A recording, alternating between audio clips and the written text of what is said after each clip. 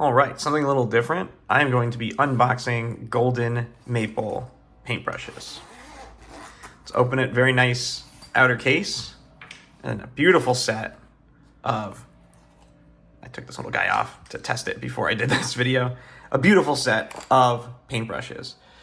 They have a variety of very small, round, which is exactly what I like.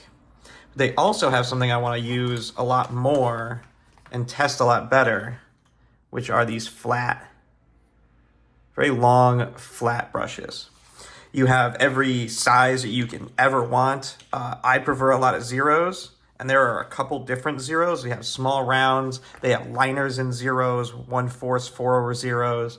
These are all wonderful paintbrushes that I will use the entire way through for me painting my tiny cards.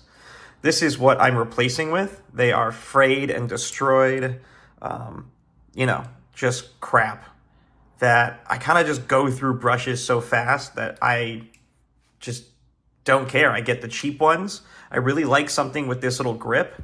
The Golden Maple has a better grip on there for doing my very small detail work. Perfect brushes, packaged and sent in a perfect case. I can't wait to use some Golden Maple. Thank you, Golden Maple, for supplying me and sponsoring this video.